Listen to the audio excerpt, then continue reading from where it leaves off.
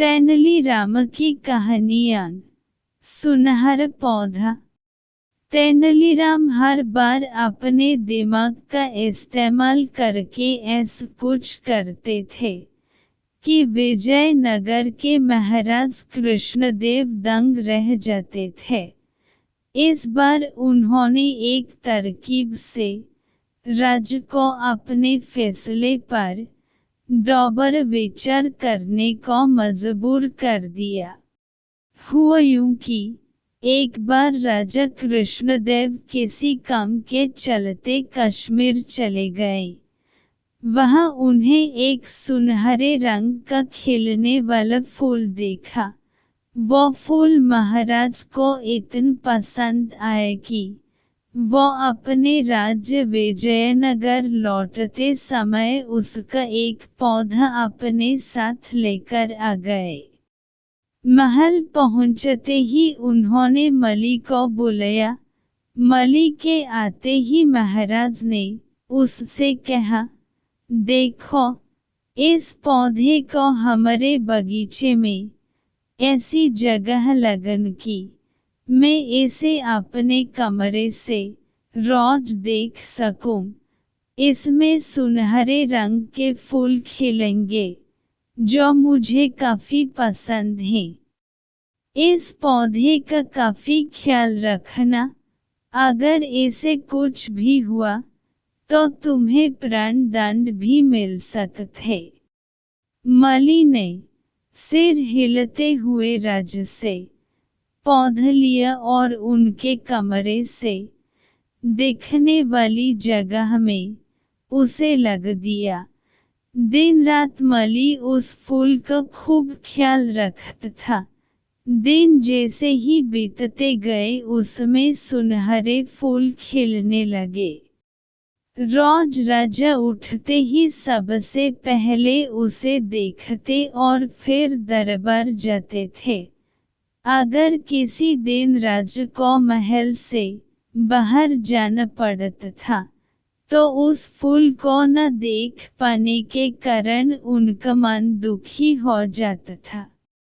एक दिन जब राजा सुबह उस फूल को देखने के लिए अपनी खिड़की पर आए तो उन्हें वो फूल दिख ही नहीं।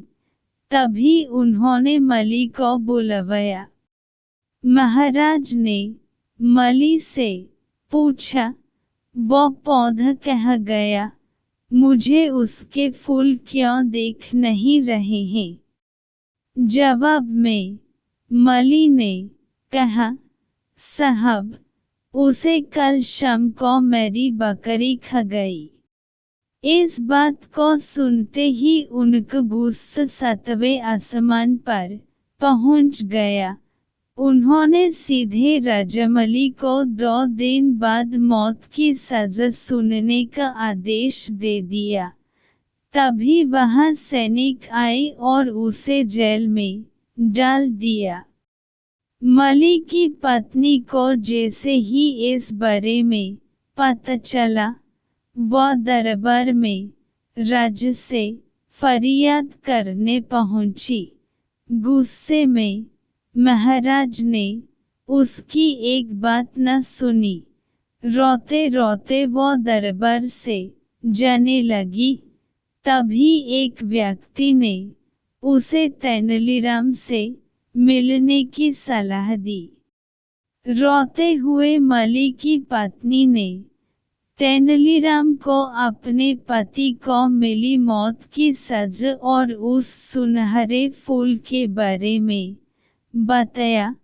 उसकी सारी बात सुनकर तेनालीराम ने उसे समझ बूझकर घर भेज दिया। अगले दिन गुस्से में मली की पत्नी उस सुनहरा फूल खाने वाली बकरी को चौराहे में ले जाकर डंडे से पीटने लगती है।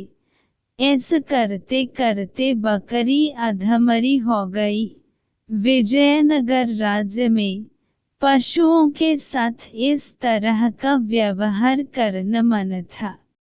इसे क्रूरता माना जाता था। इसलिए कुछ लोगों ने मली की पत्नी की इस हरकत की शिकायत नगर कोतवाल को कर दी। सारा मामला जानने के बाद नगर कोतवाल के सिपाहियों को पता चला कि यह सब मली को मिले दंड की वजह से वो गुस्से में कर रही है।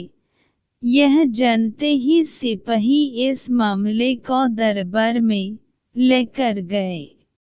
महाराज कृष्णराज ने पूछा कि तुम एक जानवर के साथ इतना बुरा व्यवहार कैसे कर सकती हो? ऐसी बकरी जिसके कारण मेरा पूरा घर उजड़ने वाला है। मैं विधवा होने वाली हूँ और मेरे बच्चे अनाथ होने वाले हैं। उस बकरी के साथ कैसा व्यवहार करूं? महाराज मली की पत्नी ने जवाब दिया। राजा कृष्णराज ने कहा, तुम्हारी बात का मतलब मैं समझ नहीं पाया।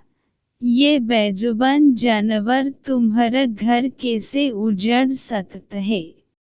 उसने बताया, साहब, ये वही बकरी है जिसने आपके सुनहरे पौधे को खा लिया था।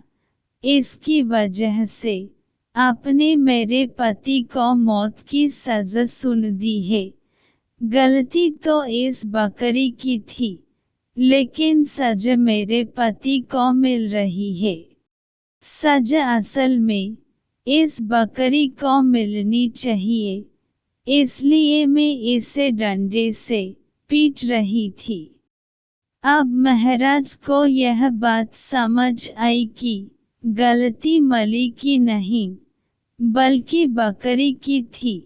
यह समझते ही उन्होंने मली की पत्नी से पूछा कि तुम्हारे पास इतनी बुद्धि कैसे आई कि इस तरह से मेरी गलती के बारे में समझ सको? उसने कहा कि महाराज, मुझे रोने के अलावा कुछ भी नहीं सूझ रहा था। यह सब मुझे पंडित तेनालीराम जी ने समझाया है। एक बार फिर राजा कृष्णराय को तेनालीराम पर गर्व महसूस हुआ और उन्होंने कहा कि तेनालीराम, तुमने मुझे एक बार फिर बड़ी गलती करने से रोक दिया। यह कहते ही महाराज ने मली का मृत्यु दंड का फैसला वापस लेते हुए उसे जेल से रिहा करने का आदेश दिया। साथ ही तेनालीराम को उनकी बुद्धि के लिए 50,000 स्वर्ण मुद्राएं उपहार के रूप में दी। कहानी से सीख: समय से पहले कभी भी हार नहीं माननी चाहिए। कोशिश करने से बड़ी मुसीबत से निपटा जा सकता है।